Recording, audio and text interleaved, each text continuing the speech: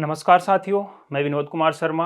आज आपको कक्षा 12 का विषय लेखा शास्त्र का अध्याय नंबर फर्स्ट लेखांकन एक परिचय के बारे में अध्ययन कराऊंगा। पहला पार्ट में आपने देखा कि पुस्तपालन क्या होता है, लेखांकन क्या होता है और पुस्तपालन और लेखांकन में क्या अंतर होता है। अब पार्ट द्वितीय में हम देखेंगे कि लेखांकन की शाखाएं कौन कौन सी हैं और लेखांकन के उद्देश्य क्या हैं। इसी के साथ हम देखेंगे कि लेखांकन के कार्य क्या हैं, लेखांकन से हमें क्या फायदे मिलते हैं या क्या लाभ होते हैं और लेखांकन की सीमाएं यानी लेखांकन की कमियां क्या हैं। सबसे पहले हम देखेंगे कि लेखांकन की शाखाएं कौन कौन सी हैं। लेखांकन की शाखाओं से वास्तव में मतलब है कि लेखांकन के प्रकार कौन कौन से हैं। पहले देखेंगे अपन कि लेखांकन की पहली शाखा कौन सी है, वित्तीय लेखांकन। देखो, वित्तीय लेखांकन के अंतर्गत विभिन्न व्यवसायिक लेन देनों को रिकॉर्डिंग किया जाता है, उनका वर्गीकरण किया जाता है। वर्गीकरण करने के पश्चात विभिन्न सारांश निकाले जाते हैं और सारांश निकालने के पश्चात जो विश्लेषणात्मक जो रिपोर्ट होती है उसे उनके उपयोगकर्ताओं को संप्रेषित कर दी जाती है या उन्हें उपलब्ध करवा दी जाती है। इस वित्तीय लेखांकन के द्वारा ही व्यवसाय के लाभ हानि ज्ञात किए जाते हैं, व्यवसाय की वित्तीय स्थिति का निर्धारण किया जाता है। आगे देखिए लागत लेखांकन। देखो, लागत लेखांकन से मतलब है जो निर्माणी प्रकार की कंपनियां होती हैं, जैसे कोई साबुन बनाने की फैक्ट्री है, मोबाइल बनाने की फैक्ट्री है, टेलीविजन बनाने की फैक्ट्री है, तो इन फैक्ट्रियों के द्वारा अपना जो उत्पाद ये बना रही हैं उन उत्पादों पर क्या लागत लगी है, लागत पर नियंत्रण करने के लिए, लागत का निर्धारण करने के लिए, उन उत्पादों की कीमत का निर्धारण करने के लिए, उन कीमतों पर नियंत्रण स्थापित करने के लिए लागत लेखांकन किया जाता है। अब आगे हम देखेंगे कि प्रबंध लेखांकन से क्या मतलब है। देखो, प्रबंध लेखांकन जो शाखा है इसके द्वारा देखिए जो बड़ी बड़ी व्यावसायिक संस्थाएं होती हैं, उन बड़ी बड़ी व्यावसायिक संस्थाओं के अंदर एक प्रबंधक विभाग अलग से होता है। ठीक है, उस प्रबंधक विभाग के कई कार्य होते हैं, जैसे विभिन्न प्रकार की नीतियां बनाना, व्यूह रचनाएं बनाना, विभिन्न प्रकार के निर्णय लेना। इन निर्णयों को लेने के लिए इन्हें विभिन्न प्रकार की सूचनाओं की आवश्यकता होती है। तो प्रबंध लेखांकन का कार्य होता है कि इन प्रबंधकों को वह सूचनाएं उपलब्ध करवाई जा सके जिनकी मदद से वे विभिन्न प्रकार के निर्णय लेने में उनको सहायता मिले। तो प्रबंध लेखांकन के बाद हम देखेंगे कर लेखांकन। देखो, कर लेखांकन का सीधा सा संबंध होता है कि कर योग्य आय को ज्ञात करना।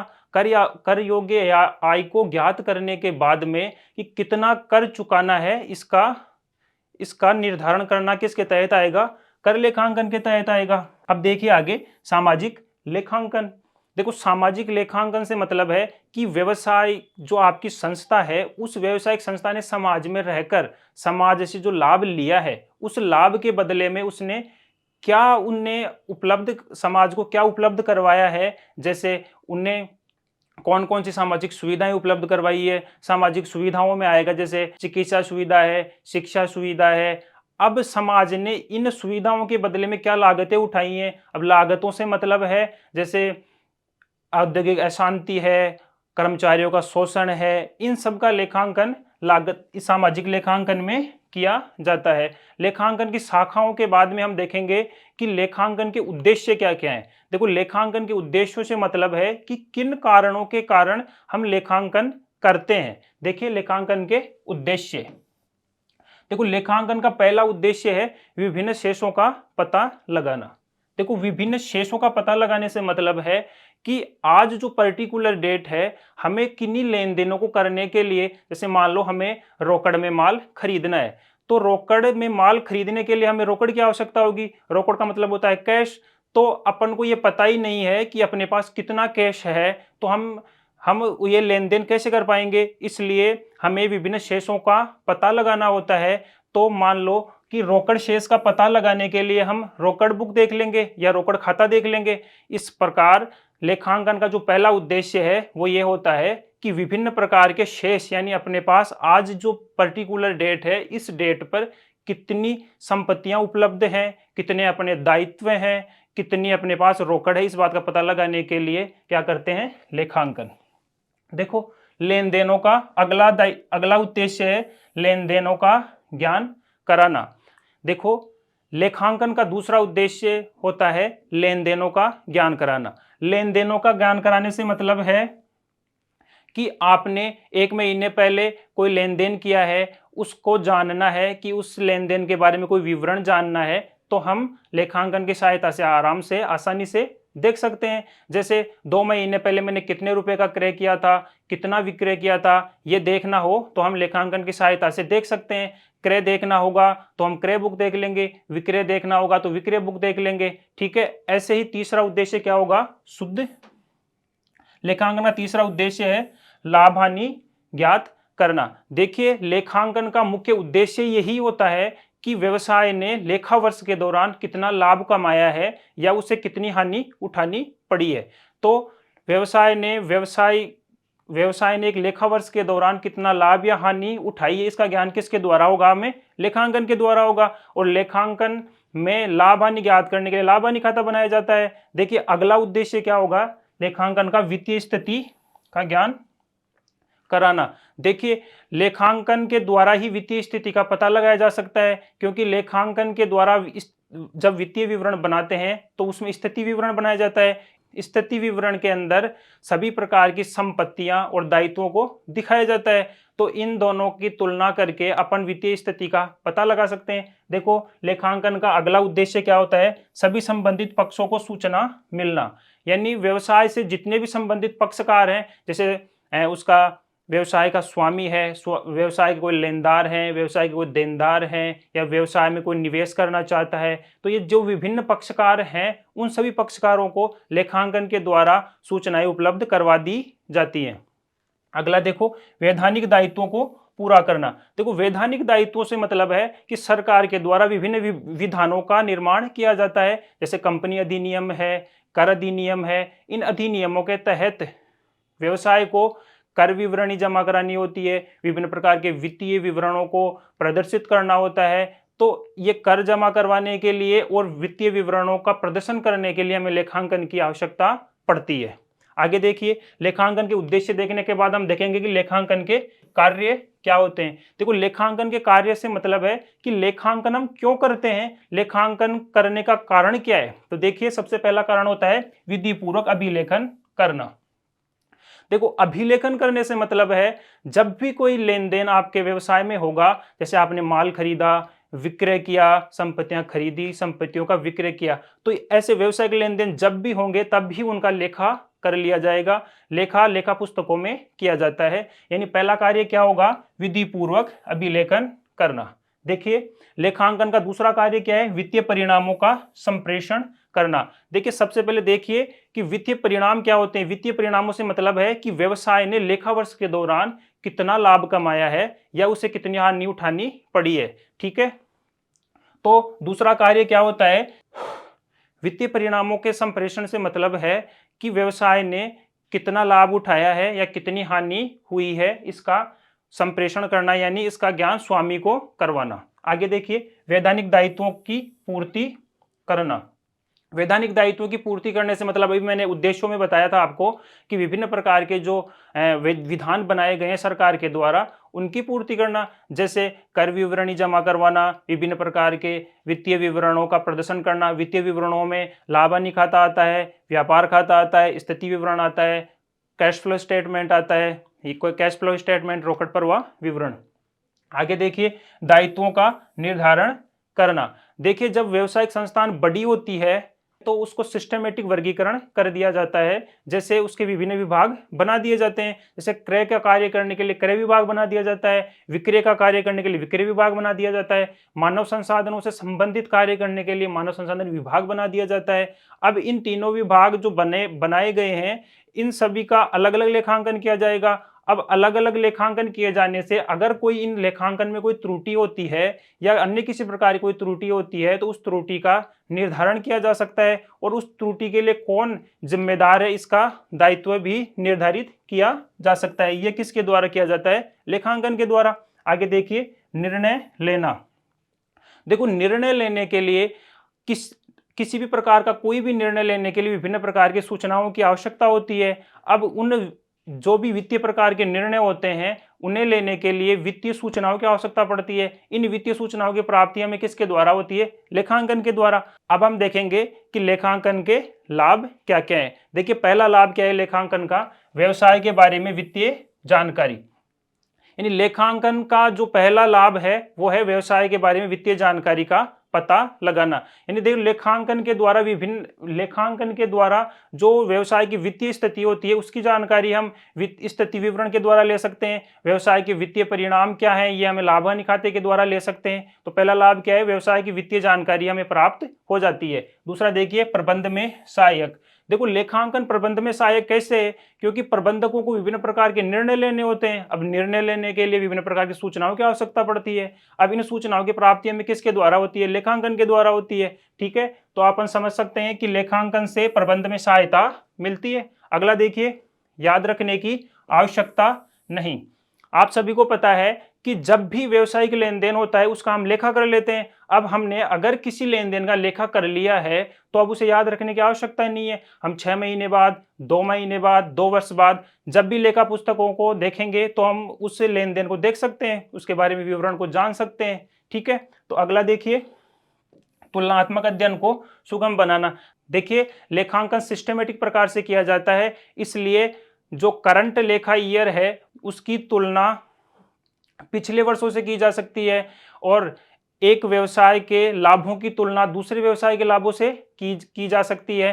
तो लेखांकन ने तुलनात्मक अध्ययन को भी सुगम बना दिया है। आगे देखिए, कर दायित्वों के निपटारे को सुगम बनाना। देखिए जो व्यवसायिक संस्थाएं होती हैं उन्हें विभिन्न प्रकार के कर चुकाने पड़ते हैं, जैसे आयकर चुकाना पड़ता है, बिक्री कर चुकाना पड़ता है, जीएसटी चुकाना पड़ता है। अब इन करों को चुकाने के लिए हमें पता तो होना चाहिए ना कि कितना कर चुकाना है।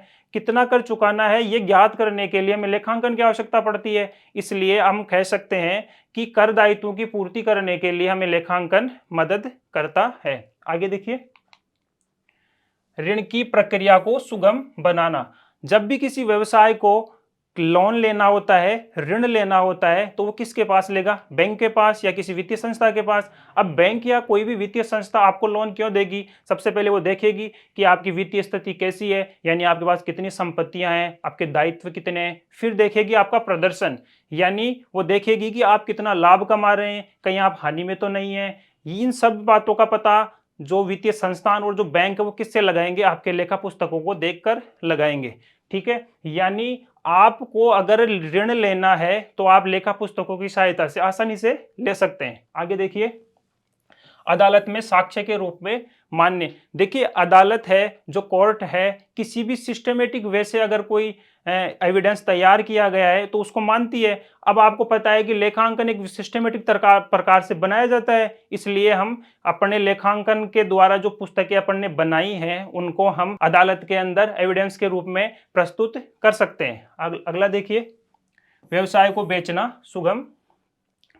देखो व्यवसाय को बेचना सुगम कैसे होगा, आपको पता है कि अब कोई भी चीज हम खरीदते हैं या बेचते हैं तो सबसे पहले उसका क्रय मूल्य का निर्धारण किया जाता है। तो जब व्यवसाय को हम बेचेंगे तो उसका भी तो क्रय मूल्य का निर्धारण किया जाएगा, क्रय प्रतिफल का निर्धारण किया जाएगा। तो क्रय प्रतिफल का निर्धारण करने के लिए हमें यह पता भी तो होना चाहिए ना कि हमारे पास कितनी संपत्तियां हैं, हमारे दायित्व कितने हैं।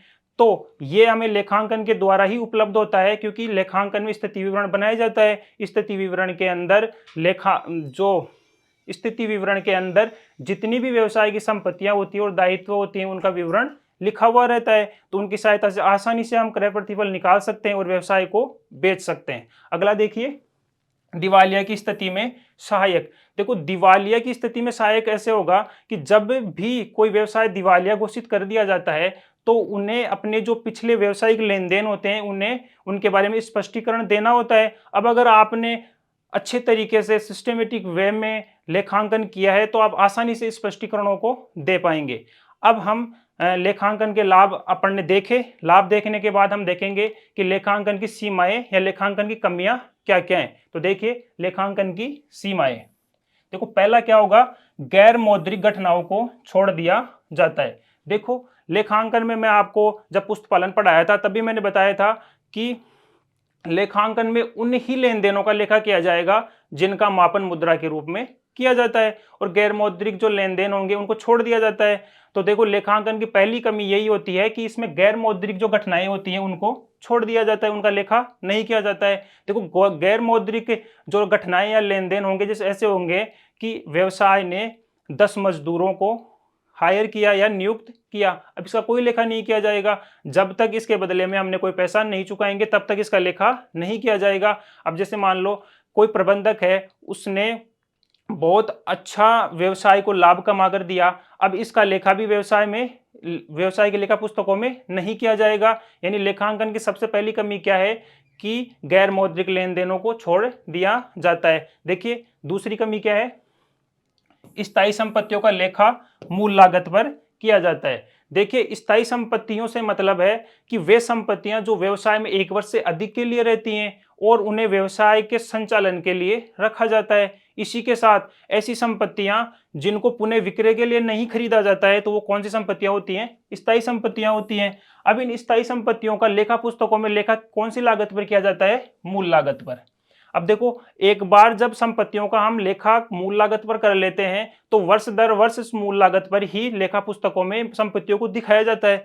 लेकिन हम जानते हैं कि 1 वर्ष या 2 वर्ष 3 वर्ष के बाद में इन जो स्थायी संपत्तियां, इनके बाजार मूल्य में वृद्धि हो जाती है। अब बाजार मूल्य में जो वृद्धि होती है, इसका कोई लेखा नहीं किया जाता है। यह भी लेखांकन की एक कमी है। अगली कमी देखिए, लेखांकन सूचना कभी कभी अनुमानों पर आधारित होती है। देखो लेखांकन सूचना अनुमानों पर आधारित कैसे होती है? देखिए जो ये स्थायी संपत्तियां मैंने अभी आपको बताया, इनका लेखा किस लागत पे किया जाता है? मूल लागत पर किया जाता है, और वर्ष दर वर्ष इसी लागत पर इनको दिखाया जाता है लेखा पुस्तकों में। लेकिन आप समझिए, जब आप अपनी संपत्ति को लगातार काम में लेते हैं तो इसमें कुछ टूट फूट होती है।